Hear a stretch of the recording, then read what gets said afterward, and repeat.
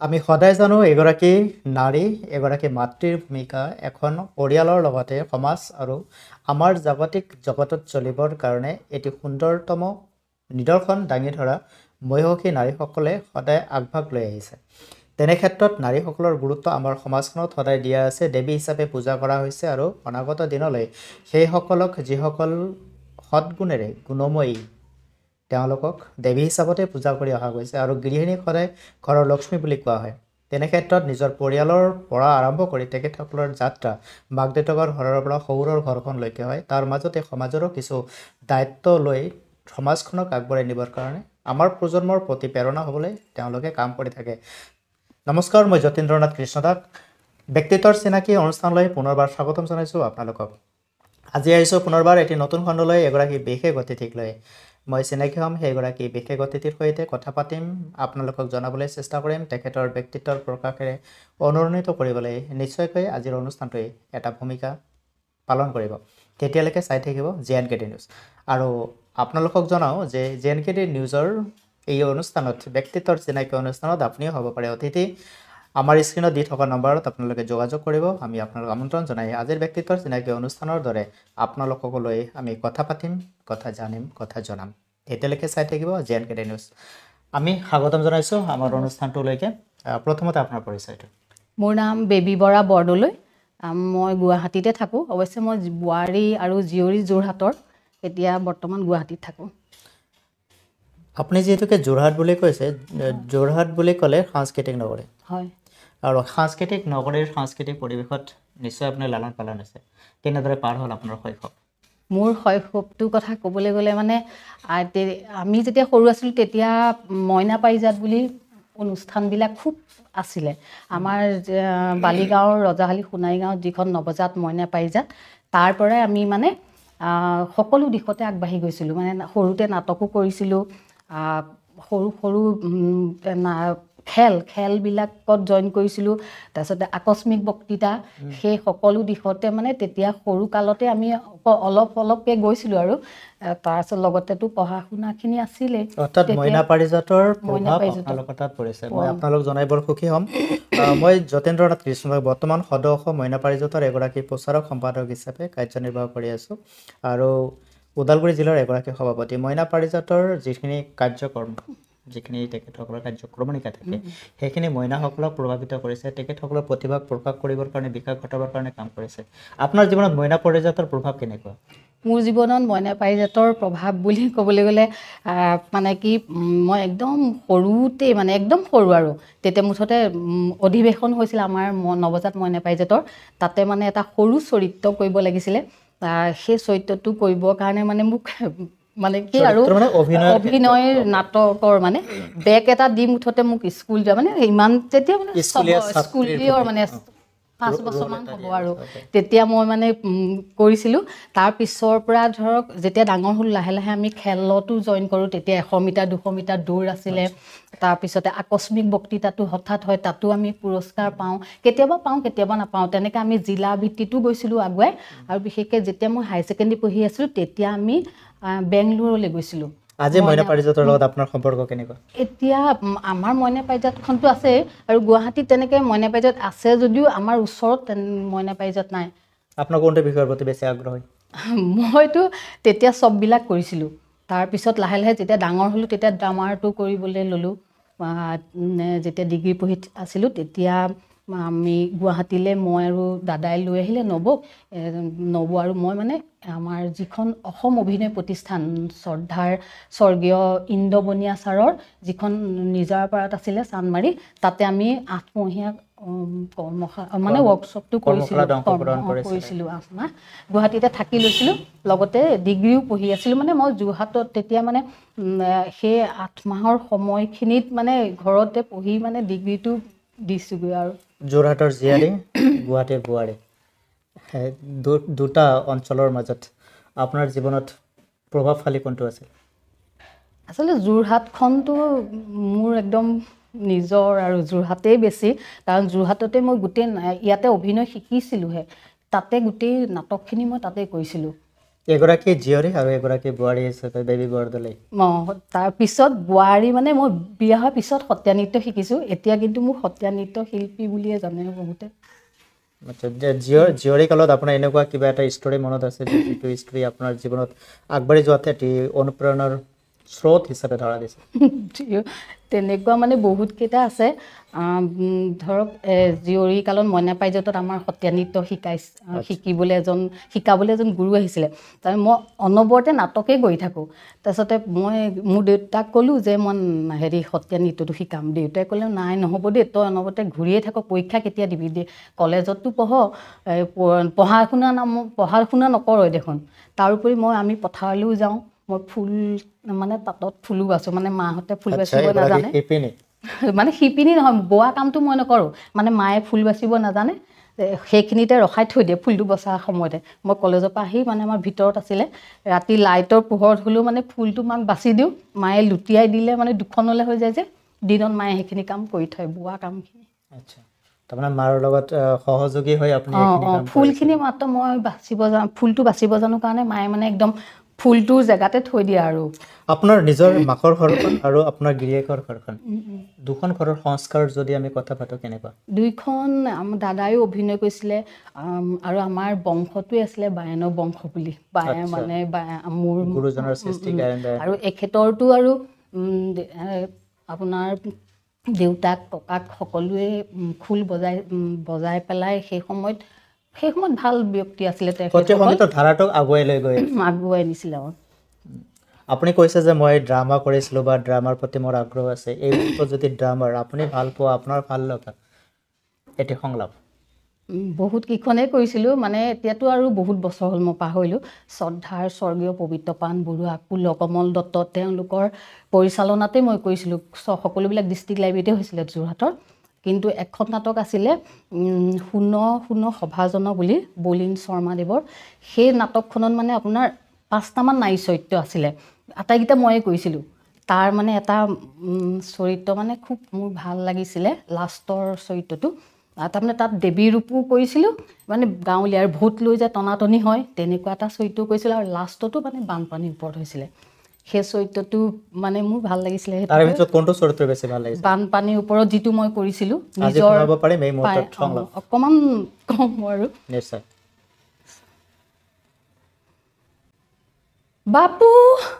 বাপু তই কলৈ গলি? বাপু, গোটেই ঘৰখন গাঁওখন বানপানীয়ে উটুৱাই নিলে। বাপু তই ক'ত গলি? মোৰ মানুহজনটো আৰু গৰুকেইটা সকলোবিলাকো উটুৱাই নিলে। তই সোনকালে আহ, আমাৰ ঘৰখন বানপানীতে ডুব গ'ল। বাপু তই উটি গলি নেকি বাপু? দেউতাক হেৰুৱাৰ বেদনা, বানপানী মোৰ হাজবেণ্ড, গৰু চব উটি গ'ল। লাষ্ট ল'ৰাটো আছিলে, সিও মানে উটি গ'ল নেকি, সেই মানে যাব খুজিছে আৰু মানে তেন্দিংতে তাক খুব মানে মই চিঞৰি মাতিছোঁ আৰু কাৰণ আমাৰ ঘৰত পানী সোমাইছে, ময়ো মৰি যামেই চাগে। বানপানী বুলি ক'লে আমাৰ সমস্যা, আমাৰ অসমৰ সমস্যা, জাতীয় সমস্যা, ৰাষ্ট্ৰীয় সমস্যালৈকে কেতিয়ালৈ ৰূপান্তৰিত হ'ব, কেতিয়ালৈকে ঘোষণা হ'ব ক'ব নোৱাৰি। গতিকে বানপানীৰ প্ৰতি যেন আমি এতিয়া বসতি কৰিবলৈ শিকিছোঁ। বানপানী যেন আমাৰ এতিয়া মানে সহযাত্ৰী অতিথিৰ দৰে, এই কেতিয়াবা আহিব, কেতিয়াবা আমাক উঠাই বহাই লৈ যাব। তো আমি আশা কৰিম বানপানী যেতিয়াই আহক, আমাৰ দুখ দুৰ্দশাবিলাক সহায় লৈ যাওক, বাকীবিলাক আমাক দি থৈ যাওক। কাৰণ যিহেতুকে আমি বানপানীৰ লগত থাকিবই লাগিব। পানী গুৱাহাটী বুলি ক'লেতো আৰু ক'বই নালাগে, এজাক বৰষুণ হ'লে কৃত্ৰিম বানপানীয়ে ভৰি পৰে। যিমানে আমি উন্নয়নৰ ঢাক ঢোল নবজাওঁ লাগিলে, দুৰ্দশা আমি ভুগিবই লাগিব। এগৰাকী নাৰী হিচাপে আপুনি সমাজখনত কেনেদৰে এগৰাকী নাৰীৰ ভূমিকা চৰিত্ৰায়ন কৰিবলৈ গৈছে বা কৰিবলৈ যাওঁতে কি ধৰণৰ সুবিধা অসুবিধাৰ মুখামুখি হয় বুলি অনুভৱ কৰে? আচলতে ভাল কাম কৰিবলৈ গ'লে বহুতখিনি সুবিধা অসুবিধা থাকেই। সুবিধাখিনিতকৈ অসুবিধা বেছি থাকে। ধৰক আমাৰ এতিয়া মহিলা গোট আছে, গোটতে বহুতখিনি কিছুমান আগবাঢ়ি যাব খোজে, কিছুমান নাযায়। তাৰপিছত লেখিকা সন্থা অসমৰ আমাৰ এটা গোট হেৰিয়াতো মই সোমাই আছোঁ, শাখাত তাতো আমাৰ বহুতখিনি আমি শিকিছোঁ, মানে বহুতখিনি মিটিংবিলাকত গৈ পেলাই কেনেকৈ কি হেৰি কৰে। কথা কোৱাটো বা হেৰি কেনেকৈ আমি উপস্থাপন কৰিব লাগে গোটেই বস্তুখিনি সেইখিনি আমি শিকিছোঁ তেনে আৰু যিবিলাক মিটিং হয় মিটিংবিলাকলৈ গ'লে মানে বহুতখিনি শিকা যায় নিশ্চয়কৈ আমি যেতিয়া সভা সমিতি যাওঁ আমি বিভিন্ন ধৰণৰ ব্যক্তিক লগ পাওঁ প্ৰতিগৰাকী ব্যক্তিৰ অনুভৱ অভিজ্ঞতাবিলাক বেলেগ বেলেগ আৰু সেই অনুযায়ী তেখেতসকলে উপস্থাপন কৰে সেইখিনি বস্তু আমি ল'ব পাৰোঁ আপুনি সত্ৰীয়া নৃত্য শিকিছে বুলি ক'লে কিমান বছৰ বয়সত আপুনি সত্ৰীয়া নৃত্য শিক্ষা আৰম্ভ কৰিলে আচলতে মই বহুত দেৰিকৈ মোৰ 2টা ল'ৰা যেতিয়া জন্ম হ'ল তাৰ জন্ম হোৱা সৰুটো 4 বছৰ 3.5 4 বছৰমান হ'ল তেতিয়াহে মই সত্ৰীয়া নৃত্য শিকিছোঁ মোৰ স্বামী সত্ৰীয়া কলাচাৰ্য গুৰু গোপাল চন্দ্ৰ বৰদলৈ তেখেতৰ গুৰু স্বৰ্গীয় ৰামেশ্বৰ খাটনীয়াৰ বৰবায়ন ছাৰ তেখেতে মানে মোক দেখি পেলাই কৈছিলে তুমি নাচ শিকা তুমি যেতিয়া প্ৰথম নাচিবা মই তোমাৰ নাচ চাবলৈ আহিম তাৰপিছতে মই ঘৰত আহি ভাবিলোঁ এনেইতো দেখিয়ে থাকোঁ ঘৰত সকলো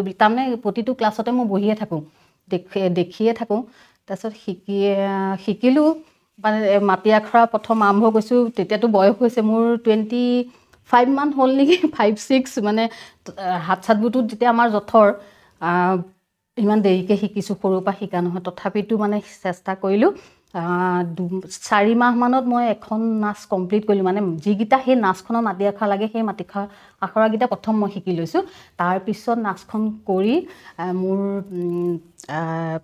আমাৰ যিজন গুৰু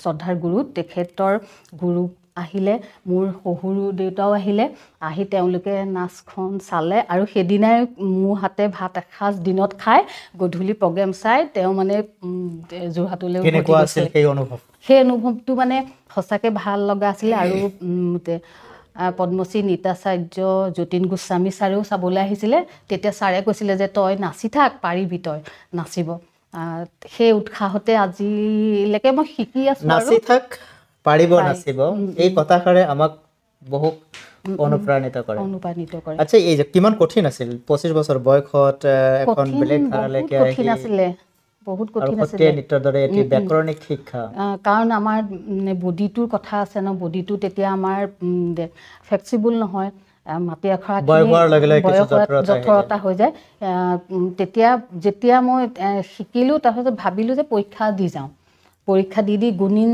মই 2008ত ল'লোঁ তাৰপিছত মই গুণিন লোৱাৰ পিছত যেতিয়া মই শিকাবলৈ ল'লোঁ তেতিয়া মোৰ বেছি ভাল হ'ল গ'ল তাৰমানে এতিয়া আপুনি সত্ৰীয়া নৃত্য শিকায় মোক শিকাওঁ মোৰ ঘৰত কেইটামান ল'ৰা ছোৱালী আছে আৰু আমাৰ এখন স্কুল আছে কাহিলীপাৰাত প্ৰগতি সাংস্কৃতিক প্ৰশিক্ষণ বিকাশ কেন্দ্ৰ সেই স্কুলত যেতিয়া আমাৰ গুৰু মোৰ স্বামী সত্ৰীয়া কলাচাৰ্য গোপাল চন্দ্ৰ বৰদলৈ নাথাকে তেতিয়া মই ক্লাছ কৰোঁ সেই স্কুলখনত কেনেকুৱা লাগে ল'ৰা ছোৱালীৰ মাজত ভাল লাগে ল'ৰা ছোৱালীবিলাক মানে সৰুবোৰ মানে বহুত ভাল পায় আৰু যিমানে নহওক কিছুমানেতো একদম ভালকৈ শিকিম বুলি আহে কিছুমানৰ অলপ দুৰ্বলতা থাকে সকলোতো সমান নহয় ভাল লাগে মোক শিকাই আমি যেতিয়া সাধাৰণতে এখন পথাৰলৈকে আহোঁ ইয়াত কিছুমান সপোনো জড়িত হৈ থাকে আপোনালোকৰ পিতৃ মাতৃৰ পৰিয়ালৰ লগতে আপোনালোকৰ শহুৰ শাহুৱেকৰ পৰিয়ালৰ যিখিনি আপোনালোকে সংস্কাৰ পালে বা পতিৰ লগত যিখিনি সংস্কাৰ পালে সেইখিনিলৈ আপোনালোকে আগবাঢ়িছে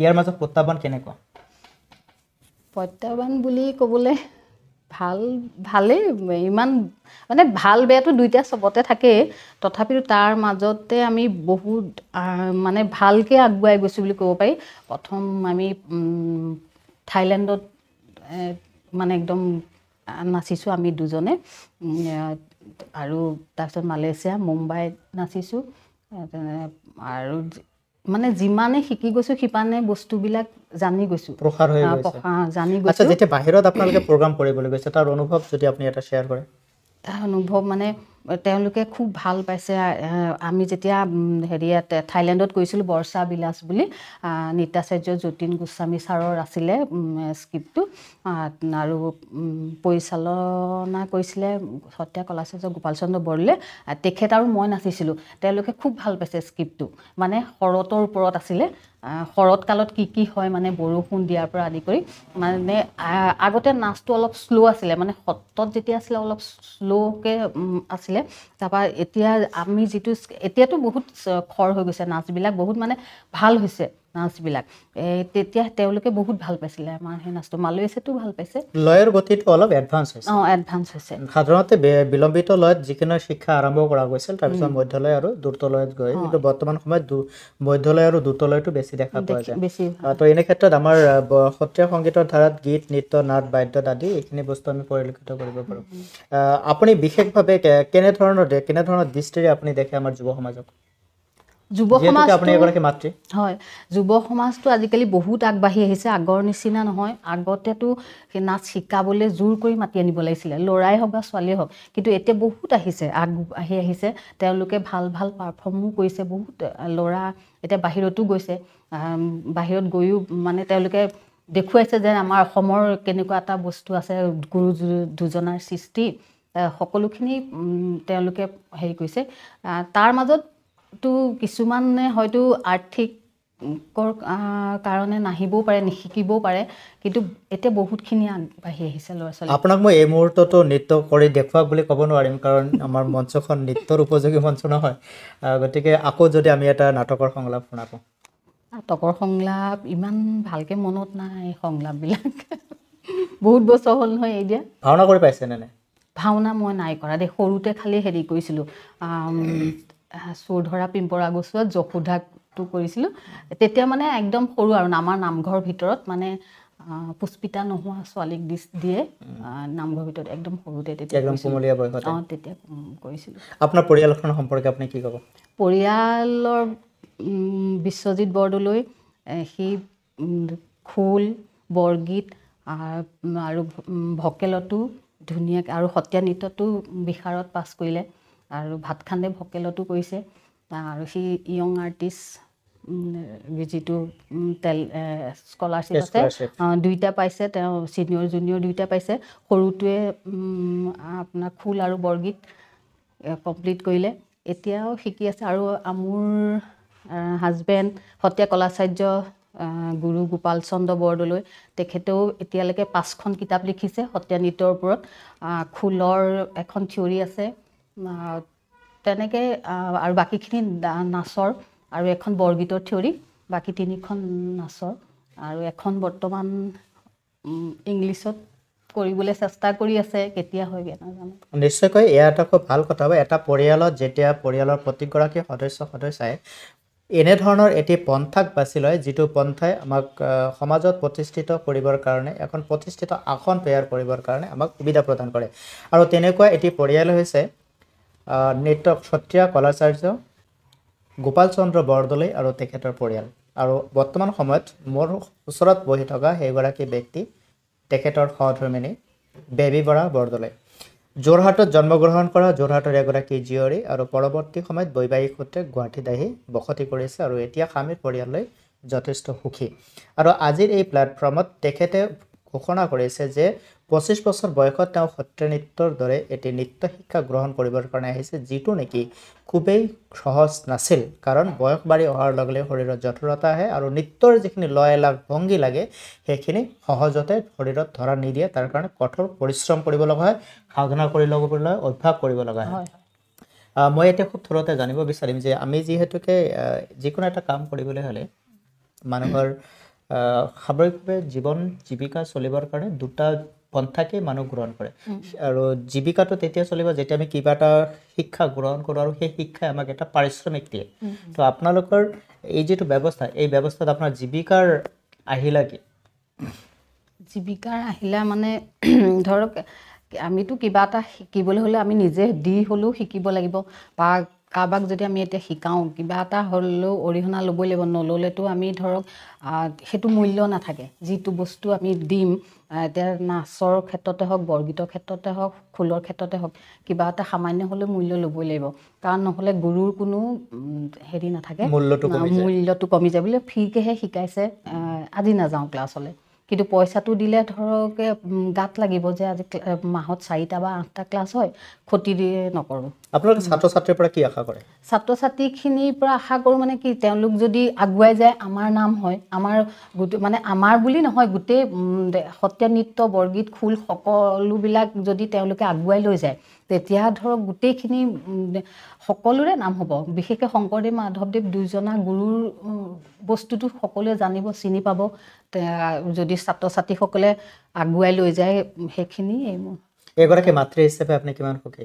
মই সঁচাকৈ সুখী ক'বলৈ মানে কি বেছিকৈ কোৱা হ'ব আৰু মই মানে আপুনি মোক এতিয়া কিমান বছৰ হৈছে বুলি ভাবে বাৰু। না মই সেইটো কোৱা নাই, তাৰমানে সেইটোৱে সুখত, কাৰণ মোক শ্ৰদ্ধাৰ যতীন গোস্বামী ছাৰে সদায় কয়, বেবী তই ইমান ধুনীয়া হৈ আছ, এনেকৈ কয়। মানে কি তই ভাল হৈ আছ, চেহেৰাটো হৈ থকাটো ধুনীয়া কৰি ৰখাটো এটা কলা, এইটো এটা কলা। তাৰপিছত মই তেতিয়া ছাৰক কওঁ, ছাৰ মনৰ সুখ বুলি কওঁ। তাৰমানে কি মই চব মানে ধৰক মই যিটোকে আমাক ঢেৰ টকা পইচা নালাগে, মই কিন্তু যিখিনি পাইছোঁ সেইখিনি লৈয়ে আমি সুখী। ল'ৰা দুটাটো এতিয়ালৈকে ভালেই আৰু বেয়া হ'ব বুলি মই নাভাবোঁ। আচলতে সন্তানে সুখৰ উৎস।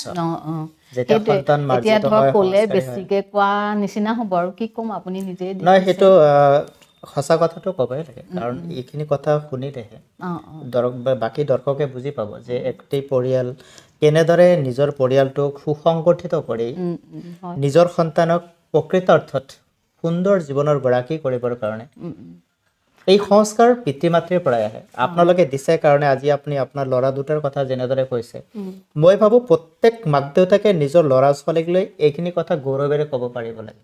বাকী সন্তানক কওঁ যে যদি সন্তানৰ পৰিচয়েৰে পিতৃ পৰিচিত হয়, ইয়াতকৈ সুখৰ কাৰণ আন একো নহয়। তো আজি আমি সেই কথাটোকে বিচাৰিছোঁ যে আমি ক'ৰবাত এনেধৰণৰ কমিটমেণ্টবিলাক নিজক কৰিব লাগে আৰু আমি এটি সুন্দৰ পৰিচয় গঢ়িব লাগে, যি পৰিচয় লৈ আমাৰ পিতৃ মাতৃ গৌৰৱ অনুভৱ কৰিব।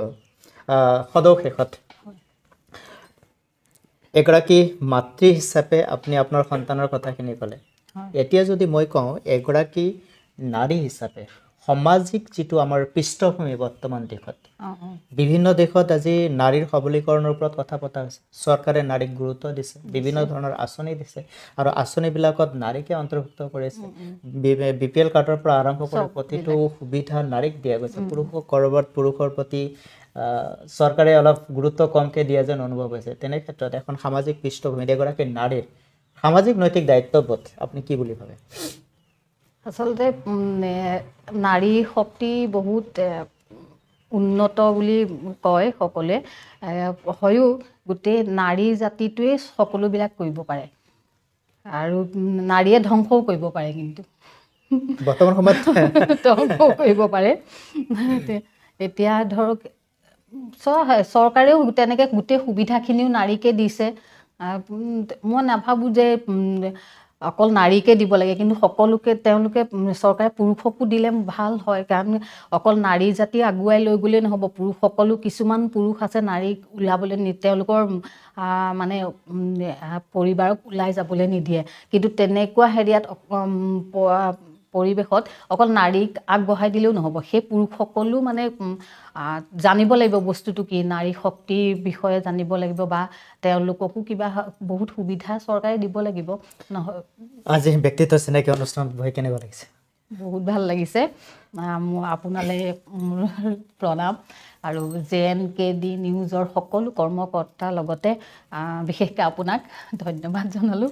এইখিনি সুবিধা দিয়াৰ কাৰণে আমি ধন্যবাদ জ্ঞাপন কৰিছোঁ আৰু আপোনাৰ উজ্জ্বল ভৱিষ্যত কামনা কৰিছোঁ আৰু পৰিয়ালটো সুন্দৰকৈ সংগঠিত কৰি ধৰি ৰাখক আৰু সন্তানক সুসন্তান হিচাপে গঢ় দিয়ক। মানুহ হ'ব লাগে, মানুহ লাগে মোক প্ৰকৃত মানুহ লাগে মোক সমাজ পৰিৱৰ্তনকামী মানুহ। সমষ্টি যদি ব্যক্তিত্ব ৰহে তেনে শিথিল সমাজ নাভাঙা কিয়, আমি আমাৰ সমাজখনক নৰূপত গঢ়িব লগা হ'ল। আকৌ নতুন সমাজ গঢ়িম, আকৌ নতুন অসম গঢ়িম, আকৌ নতুন ভাৰত গঢ়িম। অগ্নিযুগৰ ফিৰিঙতি মই নিজৰ জীৱনক আকৌ নতুনকৈ কৰিম। ক'ৰবাত আমি এই প্ৰতিশ্ৰুতি, এই সংকল্প লৈ আমি আগবাঢ়িব লাগে। আজিৰ এই অনুষ্ঠানৰ যোগেদি আপোনালোকক কিছু আভাস এটা দিবলৈ প্ৰয়াস কৰিলোঁ। আমি পুনৰবাৰ আপোনালোকক জনাইছোঁ, জীৱনক সুন্দৰতম এটি দিশেৰে আগবঢ়াই নিয়াটোৱেই জীৱনৰ কলা কুশলিতাৰ এটি সুন্দৰ নিদৰ্শন। আপুনি কিমান পাকৈত, আপুনি কিমান পৰিণত আৰু আপোনাৰ মাজত কিমান গুণশৈলী আছে, কিমান প্ৰতিভাধৰ আপুনি, সকলোবিলাক আপোনাৰ কৰ্মৰ মাজেৰে প্ৰকাশ পায়। কৰ্ম যি কৰিছে সেয়া পৰিশ্ৰমী হৈ কৰক, ফ'কাছ ৰাখক, গ'ল নিৰ্ধাৰণ কৰক, ছাকচেছ আহিবই। ধন্যবাদ।